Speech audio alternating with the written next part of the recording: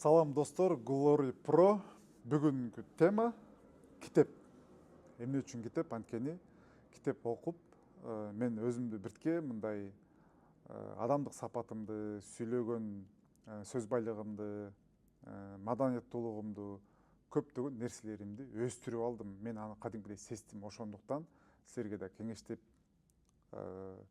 пайдалуу жактарын айтып, анан эрежелерин айтып берейин деп чечтим. Себеби эмнени билсең ошону бөлүшүп, ошону жакындарың менен бөлүшүп, жакын билгендериң менен бөлүшкөнүң бул жакшы да, пайдалуу да. Баардыгын көкүрөккө катып алып, мен мүрзөгө чогуу алып жатпайм. Билген нерсемди ар дайым бөлүшүп, эч кандай кыскануусуз, мен деле болсун, мен эле билейм, бул билбесин деген жаман арам ойсуз эле мен ар дайым жакшы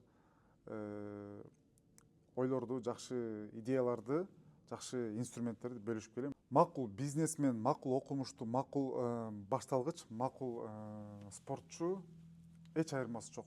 Адам баласына китеп окуган сөзсүз керек экен. Бир китеп окуп бүтсөң, демек бир ааламды тааныган болот экенсиң.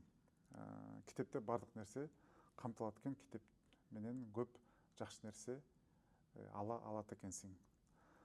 Мен дагы китеп оку десе, китеп окусаң жакшы болот, сен аябай развитый баласың, сен идейный баласың, сен дагы китеп окусаң, сен будан дагы күчтүү болосуң десе, мен мындай кабыл алчумун.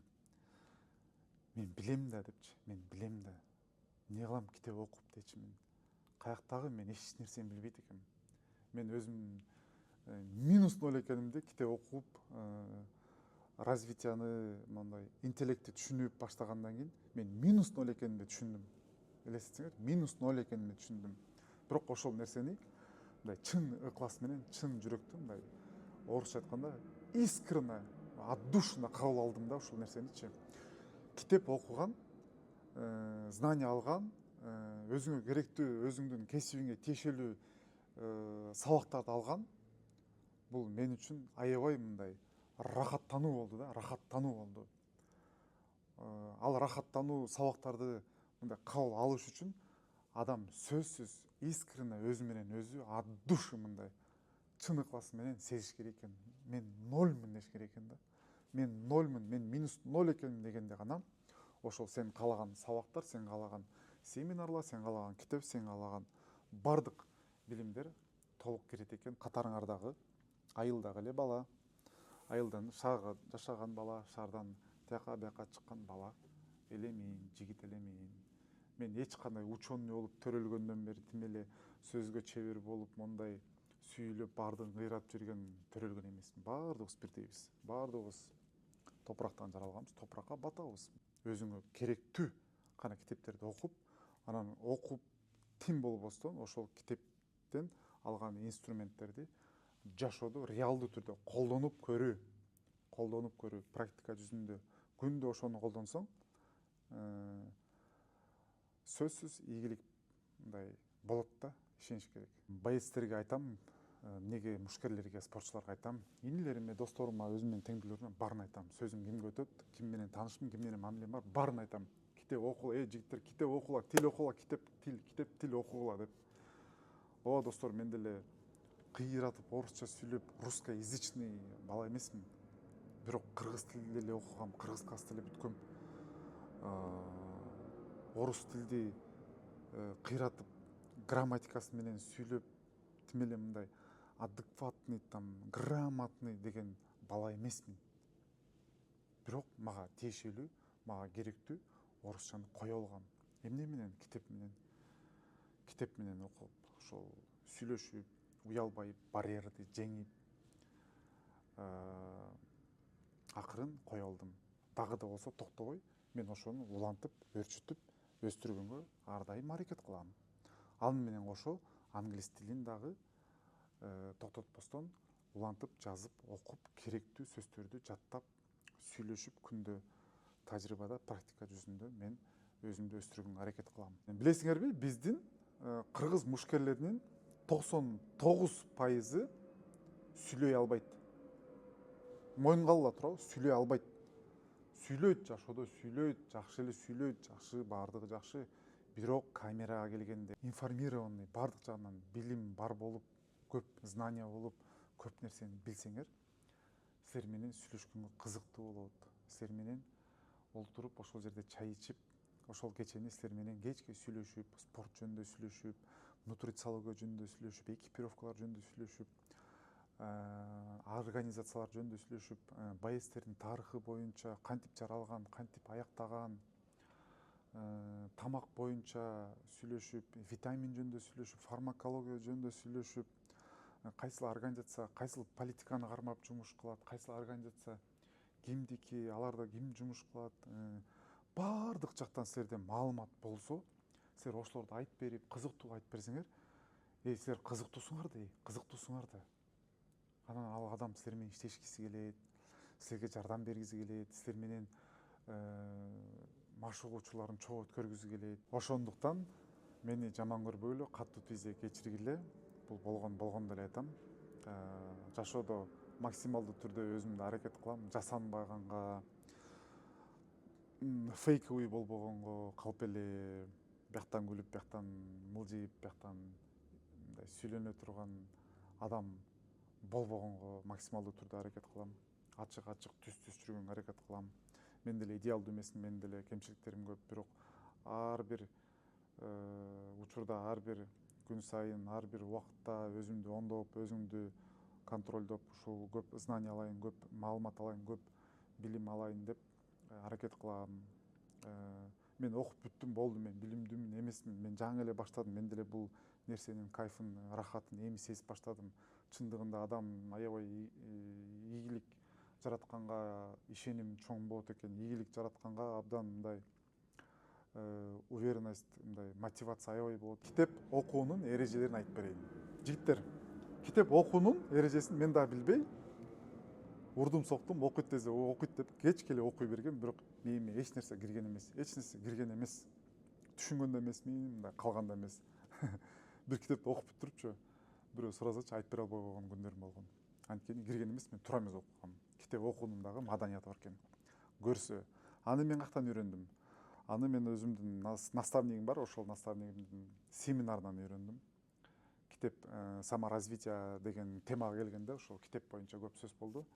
Анан ошо бир китебин алып чыгып туруп, биринчи китепти колуңа алдың, өзүңө керектүү жаз. Качан алдың, каерден алдың, кимден алдың, жазып туруп, ручка менен жазып кой, же болбосо стикерге жазып туруп чаптап кой. Биринчи. Экинчи эреже, эртең менен окуганга аракет кылыш керек. Көбүнчөбүздүн баягы жашоо турмушка байланыштуу эртең менен окуганга мүмкүнчүлүк болбой калып турабы. Анткени эртең менен ойгонуп туруп эле телефонду алып туруп эле туалетке кетип туруп, жуунуп тазаланып туруп, машинага отуруп кеттиң жумушка турабы. Китеп окуганга не да китеп болуп турабы. Аракет кылыш керек экен жатардын астына дагы бир жарым саат окуганга. Бирок башында кимде ким окубай эми баштап атса, башында биртке оор болот. Уйкуң келип, көзүң жумулуп, өзүң менен өзүң мындай баш ооруп, ушундай бир учурлар болот да. Ошол учурларды акырын өткөрүп жибергенге чыдап өткөрүп алгыла. Башында 20-30 барактан баштасаңар күнүнө ошентип баштасаңар, акырын көнөт, көз дагы көнөт. Анан көнүп кетесиңер. Үчүнчү эреже, жазыш керек. Стикерлер толтура болуш керек. Жашыл, кызыл, сары стикерлер, ручка, карандаш, анан жана фломастер бар го. Тамгаларды көргөзбөй койбой тургандай, прозрачный болуп кое тургандай. Ошондой алып жазып, стикер менен керектүү жерлери сага жакты да, китеп окуп атасың, жакшы жерлери инструмент катары сага керектүү дейсиң да. Ошол кезде токтотосуң китепти, стикерди аласың, жазасың дагы, ошол бетке чаптап коесуң, мындай кылып чаптап коесуң. Окуган жериңе ошол бетиңе чаптап коесуң. Бул мисал катары көргөзүп атам да. Анан ошол жерге жашыл стикер менен чаптап туруп чыгарып коесуң, мындай кылыпчы. Жарым чаптап, жарым чыгарып коесуң. Ошентип китептин баардыгын окуп бүткөнчө жазып, стикер менен белгилеп, окуп бүткөндөн кийин китептин сырты бүт мына стикерге толуп калат. Капталына чыгып, бияна чыгып, ичтери калың болуп, кагаз кошулуп берип, калың китеп болуп чыга келет. Эмнеге? Бул китебиң турат да, окуп бүттүң да. сенде мээде бар кирди инструмент кылып колдонуп баштадың, унута баштайсың, аласың дагы баягы жазып койгон жерлерди кечке издебейсиң, ачып туруп керектүү жерлерин ачып бир сыйра эме качать этип турасың да, кайра качать этип турасың. Ошол үчүн стикер менен окуш керек. Бека. Но он остается для нас богатейшим городом деп мындай расслабленно окуш керек экен да. Мындай өзүңдү кыйнабайм-дачы, мындай напрягаться этпей, расслабленно окуш керек экен, отуруп алып, ошентип үнүңдү чыгарып окусаң, булжурап отуп орус тилге сенин структураң, могу ниточкасы түзүлүп калат экен. Андан кийинки эреже, эң маанилүү эреже, бир китепти окуп бүттүңбү? Ошол китепти окуп бүткөндөн кийин баягы мазмундарында темалар бар да, ошол темалардын баардыгын чогултуп, баардыгына киргиздиң, мээге кирдиң. Дароо окуп бүткөндөн кийин досуңа, жакыныңа, карындашыңа, эжеңе, байкеңе, иниңе айырмасы жок, атаңа, апаңа айырмасы жок, айтып бер. Китеп жөнүндө айтып бер, отуруп, кадимки айтып берсең, сен бирөөгө айтып бергенде гана кирет экен. Менин кемчилигим, катачылыгым көп болгон, китепти туппа эле окуй бергем, эч кандай пайда алган эмесмин. Анан жанагы айткандай эле семинардан кийин, менин наставнигим семинарынан кийин ошол инструменттерди колдонуп, анан барып атайын жана стикерлерди алып, жана фломастерди, карандаштарды алып, анан ошентип окуп баштадым, жазып баштадым. Бир китепке ушундай концентрация коюп, мындай фокус коюп, мындай окуп, анан жакын адам айтып берип кенден кийин көпкө жүрөт экен, мээңде көпкө жүрөт экен. Дүйнөлүк топовый мушкер боксерлор, жанагы боецтер, бүт спортчулар китеп окуйт. Баардыгы китеп окуйт, баардыгы начитанный. Анткени китеп окуганда концентрация, фокус пайда болот адамда, фокус пайда болот. Мээ чаржайт болбойт, мээң мондай чаржайт болбойт, баардыгы чогулуп бир нукта болот. Баардыгына көңүл бурсаңар, акыркы Александр Усик бойго учуп баратканда карасаңар, баягы командасы менен самолеттин ичинен сүрөткө түшөт го, карасаң колуна мынтип китеп кармап түшкөн. Көрдүңөрбү? Ошо самолет учуп баратканда дагы китеп окуп барат. Концентрация, фокус. Ал сөз литература окуйт. Канча миң кишилик ареналарга чыгат? 50 миң, 40 миң, 30 миң деп кой, 30 миң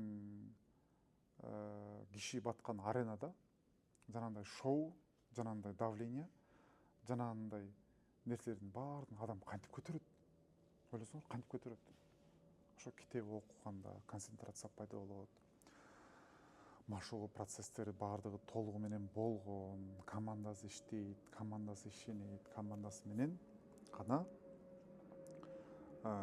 китеп окуп, анан өзүн жоготпой, мандраж болбой, күйбөй чыгат дагы, жашынакай выступление кылат дагы, жеңүүчү болуп чыгат. Зона комфортадан чыгып, эркек негизи зона комфортадан чыгыш керек экен да. Зона комфортадан чыгыш керек деген бул кандай? Күндө эртең менен турасың, барасың жумушуңа, анан залга барасың, кайра досуң менен барып туруп шаурма жейсиң, гамбургер жейсиң же пицца жейсиң, кайра арка кеттиң, үйгө кеттиң, уктадың, кайра эле күндө 5-күнү спаррингке барасың, 6-күнү кросс кыласың, кросстон кийин баняга барасың, воскресенье кечке уктайсың, девушкаңа жолугасың же досторуңа жолугасың. Бул одно и то же туурабы? Одно и то же. Бул зона комфорта. Жок, бускула, чыккыла. Көптөгөн театрлар бар бизде, сонун спектакльдер бар. Кыргызстанда сонун библиотекалар бар. Андан сырткары сонун мероприятиялар бар. Ошол жака көп барып катышып, ошол жакта адамдар менен көп баарлашсаңар, көп маалымат аласыңар. Кийим маселеси. Боецтер көбүнчө силер өзүңөрдү, спортчулар биз өзүбүз жаман көргөзөбүз элге. Бир эле стиль. Асты үстү спортивка, кепка, кроссовка болду деп катыйбыз, түйүлөбүз, тырышабыз. Жигиттер катып жүрүп бул жаш отондо өтүп кетебиз. Тырышып жүрүп өтүп кетебиз.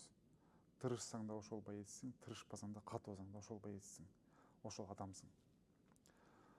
Неге буну айтып атам? Анткени бул спортто жүргөнүмө 20 жылга жакындап калды. 20 жылда мен канча карьераны көрдүм, канча башталган карьераны көрдүм, канча карьеранын аяктаганын да көрдүм да. Ошондон улам айтып атам.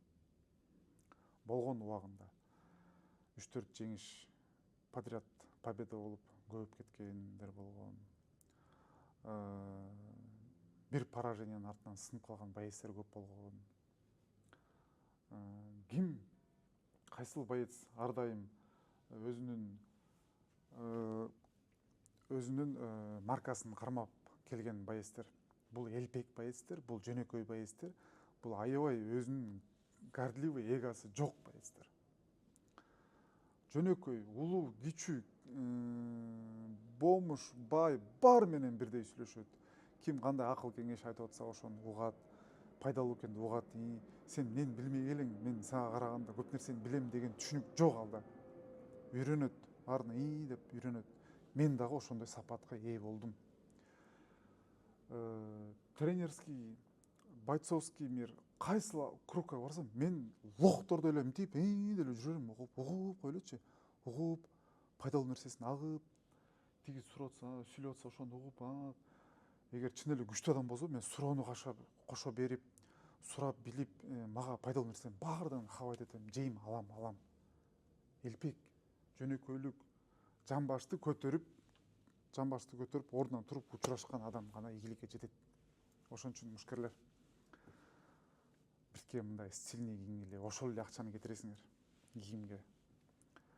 Instagram, social media деп коет Америкада, медика деп коет эмеде, СНГда. Social media, медика иштегиле, тарткыла, сүйлөгүлө, коркпогула. Досторуңар бар да, эниң дегендер бар да. Нем сага, него неу деп сторисиңерге бир жолу жооп берип койгондо болду, силер өчүп каласыңар туурабы. Ошол болбош үчүн силер чыгарбайсыңар. Бирок силер билесиңер, мушкерлер өтө күлкүлүүсүңөр, өтө таланттуусуңар. Мындай чувство юморго күчтүү, билесиңерби? Ошону колдонгула. Ар кандай стилистика менен мындай изюминка деп коет го, өзүңөрдүн визиточный карточкаңарды тапкыла, изденгиле. Медика бул эң номер 1 азыркы учурда. Медикаң жок, сен кечирип кой. Сен эч кимге кызыктуу эмессиң. Ооба, сен күчтүү боецсиң, сен деген характериң күчтүү, сен стойкаң күчтүү, сен борьбаң күчтүү, сен функционалкаң жакшы, сен кондицияң жакшы, харизмаң жакшы, но сен медикаң жок. Кечирип кой, сен бизге кызыктуу эмессиң. Ошондой эле да, организацияларга. Байкелериңер бар, братандарыңар бар, акаларыңар бар. Укам, мындай серьезныраак болчу деп койсочу, токтобогула. Токтоп угуп калбагыла. Жок, иштегиле өзүңөр менен, иштегиле. 2 жолу айтат, 3 жолу айтат, болду. Жаман комментарийден коркпогула, бирөө эмне дейт дегенден коркпогула. Эч ким эчтеке дебейт. Кулакты жапкыла да шум коюп койгула, шум. Болду, өзүңөрдүн каалаган нерсеңерди ишенип кыла бергиле. Күндө кыла бергиле. Медикаңар өсүш үчүн. Изденгиле. Интернетте азыр балянын баарын үйрөтөт.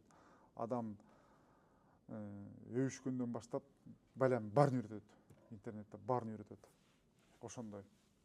Анан комментарий жазгандан коркпогула. Комментарий жазган адамдар кандай болот дейм ба? Вот сен өзүңдү азыр көрүп аткан адам, сен өзүңдү нормальный адам деп эсептесең, качан сен акыркы жолу постторго, видеолордун астына комментарий жаздың? Качан жаздың? Эстесең? Жазган эмессиң, потому что сен нормальный, адекватный адамсың, туурабы? Жаман болсо, туура эмес болсо дагы сен жазбайсың. Тебе не надо, тебе не до этого, туурабы? А кимдер жазат? Мындай ички турсасы бар го, мужской турси бар го, ички.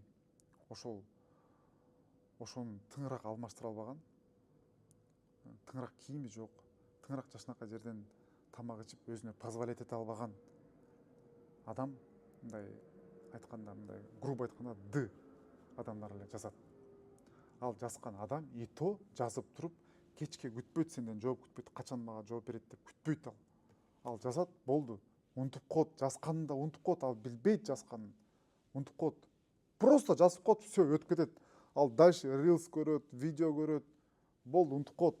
А сен ага жинин келтирип эле кой да. Ошону түшүнүп ал.